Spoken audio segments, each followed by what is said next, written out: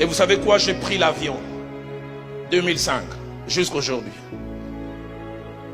Jusqu'aujourd'hui, j'ai jamais su. Il avait oublié. Je disais, mais au minimum, mon billet que j'ai dépensé. Et puis de deux, pourquoi faire une offrande à mon nom?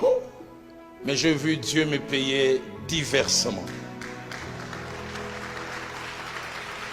Ce soir, en terminant, je me rappeler ces paroles de 1 Timothée 6, au verset 10, où l'apôtre Paul attache trois choses à l'amour de l'argent. Premièrement, il dit, il est une porte ouverte et le point de départ de plusieurs autres mots. Écoutez ce qu'il dit. Il dit, l'amour de l'argent est la racine de tous les maux. Et deuxièmement, il montre que l'amour de l'argent est une force spirituelle qui possède. Il dit, plusieurs en étant possédés. Ça les saisit. Et troisièmement, il montre qu'il n'est jamais sans conséquence. Il dit, plusieurs en étant possédés, ils se sont égarés loin dans la foi. Et il termine en disant, ils se sont jetés, on ne les a pas jetés. Ils se sont jetés eux-mêmes dans bien des tourments. J'ai connu des hommes de Dieu qui sont rentrés dans la fausse monnaie.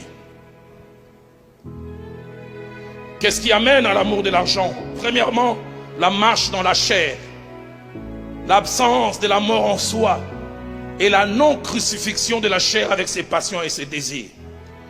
Galates chapitre 5 verset 16, l'apôtre dit, marchez selon l'esprit et vous n'accomplirez pas les désirs de la chair. Colossiens 3, 5, faites donc mourir les membres qui sont sur la terre, et à la fin il parle de la cupidité. Deuxième chose qui amène à l'amour de l'argent, la non-protection de notre cœur. Proverbe 4 verset 23 dit, garde ton cœur plus que toute autre chose, car de lui viennent les sources de la vie. Troisième raison, parmi les raisons qui nous amènent à l'amour de l'argent, les mauvaises fréquentations. Il arrive des fois, on a une éthique en rapport avec les finances, mais tu t'attaches aux mauvaises personnes. Moi, à Kinshasa, il y a des gens que j'aime, mais je les aime à distance. Parce que la Bible dit dans 1 Corinthiens 15 au verset 33, les mauvaises compagnies corrompent les bonnes mœurs. Mais quand je parle de mauvaises fréquentations, je peux ajouter aussi mauvaise compagnie. Et quand je parle de mauvaise compagnie, j'aimerais tirer la sonnette d'alarme, les épouses des serviteurs de Dieu. Combien de fois on peut avoir un homme de Dieu qui pratique le contentement, mais qui a une femme qui lui met pression. Un homme de Dieu, l'église était en train de cotiser l'argent pour acheter un terrain. Il me dit, son épouse vient la voir en mettant son cou comme ça. Ce cou va porter des colliers seulement aux noces de l'agneau. Et le mari a dit, mais il n'y a pas d'argent. Il dit, et la collecte qu'on vient de faire pour l'achat du terrain.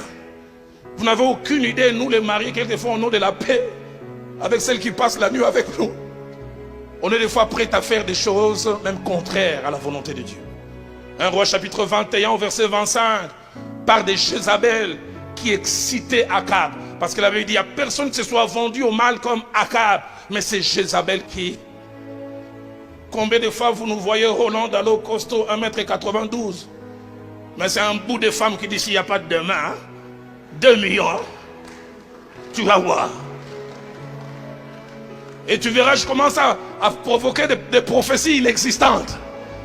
Les tout faut amener madame à Dubaï. Et dernière des choses, parmi les choses qui provoquent l'amour de l'argent, c'est l'absence de contentement. L'absence de contentement. Mon pasteur enseignant sur le contentement a dit ces vérités avec lesquelles je vais conclure. Premièrement, le contentement n'est pas un manque d'ambition.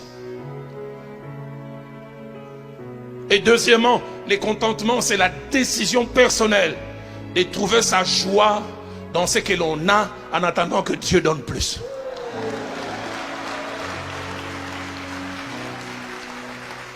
Je décide de trouver ma joie dans ce que j'ai. J'aimerais dire aux hommes de Dieu, ne soyez pas complexés. Tu viens à une réunion, les autres serviteurs de Dieu viennent en hammer. Tu viens en vélo, viens en vélo au nom de Jésus. Dis aujourd'hui vélo, mais demain on ne sait pas.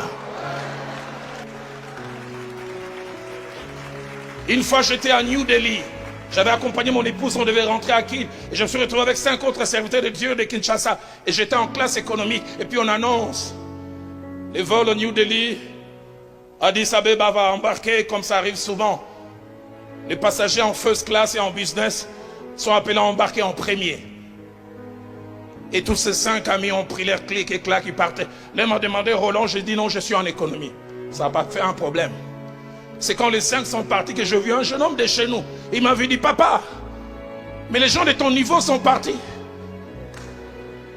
Pourquoi toi tu es resté? Je dis, j'aime bien en économie. Il dit, tu es encore à ce niveau-là. C'est le niveau de mes revenus en ce moment-là et je n'avais aucun complexe. Seigneur, donne-nous des hommes qui pratiquent le contentement. Avant-dernière chose, la Bible attache un profit au contentement. 1 Timothée 6, verset 6 dit, c'est une grande source de gain qu'est la piété avec le contentement. 4e chose, le contentement et sa pratique sont un choix que nous devons faire. Que nous nous imposons nous-mêmes. Je décide de me contenter de ça.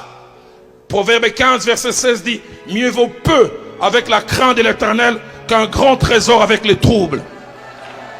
Proverbe 16 au verset 8 dit, mieux vaut peu avec la justice que de grands revenus avec l'injustice. Proverbe 28 verset 6 dit, mieux vaut le pauvre qui marche dans son intégrité que celui qui a des voies tortueuses et qui est riche.